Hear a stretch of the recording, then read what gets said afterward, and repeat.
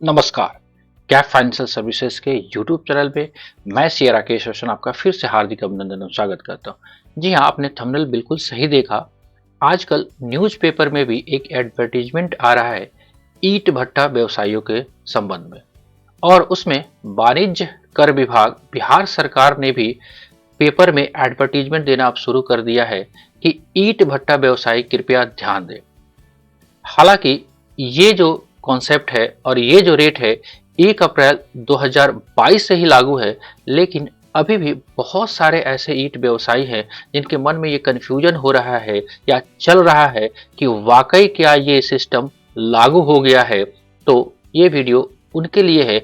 इसमें हम डिटेल में समझेंगे कि कैसे कैसे बदलाव आए हैं ईंट व्यवसायियों के लिए या ईंट भट्टा व्यवसायियों के लिए उनके जीएसटी के संबंध में। तो आइए डिटेल में इस वीडियो को चर्चा करते हैं और इसमें देखने समझने की कोशिश करते हैं कि हमारा अगर ईंट व्यवसाय है, ईंट भट्टा व्यवसाय है, चाहे फ्लाई एक्स ब्रिक्स का व्यवसाय है, तो हमारे को किन किन बातों को ध्यान में रखना है और क्या क्या हमारे ऊपर प्रभाव पड़ा है इस नोटिफिकेशन, इस अमेंडमेंट के आने के पश्चात। तो आइए फटाफट बिना देर किए हुए आज के टॉपिक को हम स्टार्ट करते हैं, जिसका टॉपिक है ईंट भट्टा व्यवसायी कृपया ध्यान दें।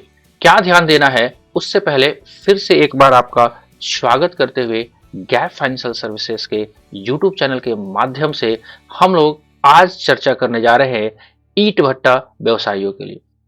ध्यानपूर्वक अगर देखें, थोड़ा सा वीडियो 2-4 मिनट लंबा हो सकता है, लेकिन इस वीडियो को देखने के बाद आपके मन में चल रही सारी दुविधाएं दूर होने की पूरी संभावना है। तो देखिए, एक नोटिफिकेशंस भी आजकल चल रहा है न्यूज़पेपर में, ईंट भट्टा व्यवसायी ध्यान दे, चाहे आप फ्लाई एक्स ब्रिक्स बिल्डिंग या ऐसे ब्रिक्स के जिनका टर्नओवर 20 लाख से अधिक है, तो आपको जीएसटी में रजिस्ट्रेशन लेना अनिवार्य है। दूसरा, ऐसे भट्टा व्यवसायियों को कॉम्पोजिशन स्कीम का विकल्प अब उपलब्ध नहीं है।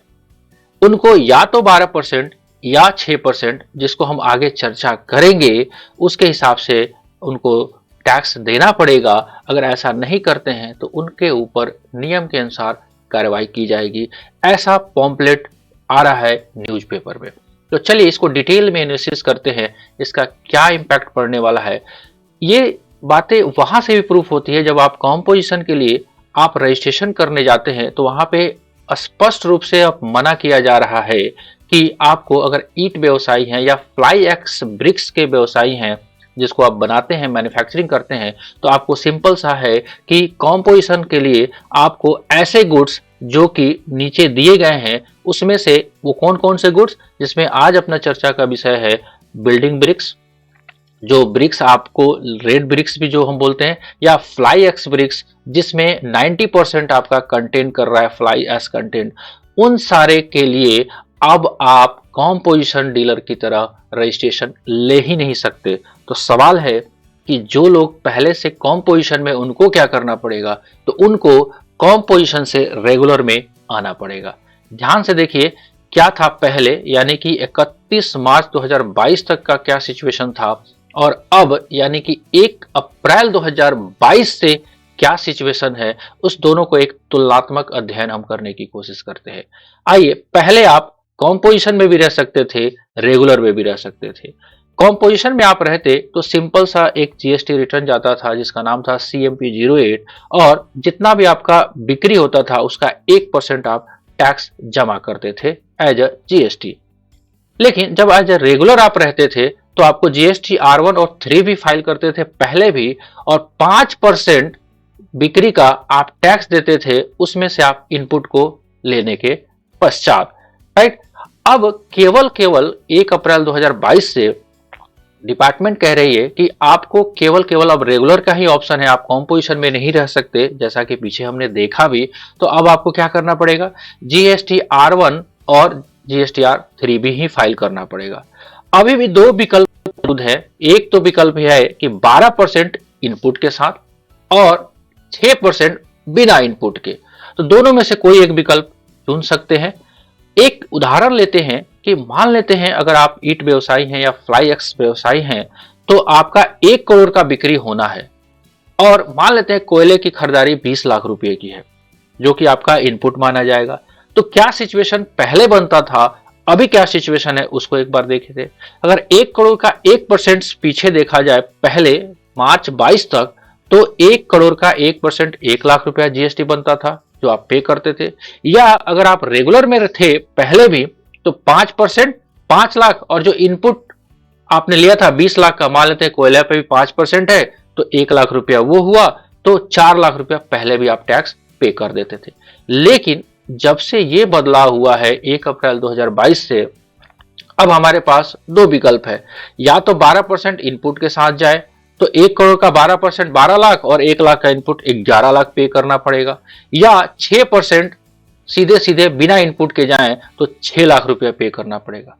तो नट सेल में एक बात करें तो आप देखिए, पहले 1 करोड़ के सेल पे आप 1 लाख रुपया जीएसटी पे कर रहे थे, अभी आपको 6 लाख पे करना पड़ेगा, यानी कि 5 लाख का इंक्रीमेंट हो गया है। अब यही बात बहुत सारे व्यवसायियों जो मैन्युफैक्चरिंग में इन्वॉल्व है, ईट व्यवसाय में या आपको फ्लाई एक्स व्यवसाय में, तो उनको ये हजम नहीं हो रहा है कि वाकई ये बदलाव हुआ है।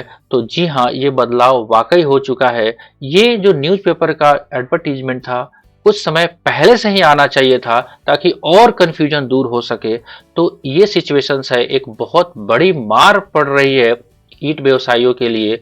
तो ये एक एग्जाम्पल हमने देखा। तो अगर इसको हम समराइज करने की कोशिश करें तो 12% इनपुट के साथ या 6% बिना इनपुट के साथ आपको कॉम्पोजिशन से निकल के रेगुलर में जाना पड़ेगा, जो भी आप ऑप्शन आप चूज करते हैं। यानी कि इस मार को अब आगे भी आपको झेलना पड़ेगा जब तक जीएसटी में बदलाव नहीं आते हैं। इसलिए आज का जो टॉपिक था, अगर ईट व्यवसायी हैं, फ्लाई एक्स व्यवसायी हैं, तो ईट पे जीएसटी 12%, 6% 1 अप्रैल 2022 से ही लागू हो चुका है, जिसका नोटिफिकेशन आप न्यूज़पेपर के माध्यम से भी देख रहे हैं। गवर्नमेंट क्लियर कट ईट भट्टा व्यवसायी कृपया ध्यान दे, न्यूज़पेपर में ये पब्लिश भी कर रही है। तो इस बातों को वाकई ध्यान दीजिए। Thank you for watching video. कैसा लगा वीडियो आप कमेंट बॉक्स में लिख के जरूर बताइए। अच्छा लगा होगा तो एक लाइक करिए। चैनल पे नए हैं तो प्लीज सब्सक्राइब करिए और बेल आइकन को भी प्रेस करिए, ताकि कोई भी वीडियो नोटिफिकेशन आए तो सबसे पहले आपको प्राप्त हो। मिलते हैं कुछ ऐसे अपडेट में, तब तक के लिए मुझे इजाजत दीजिए। जय हिंद।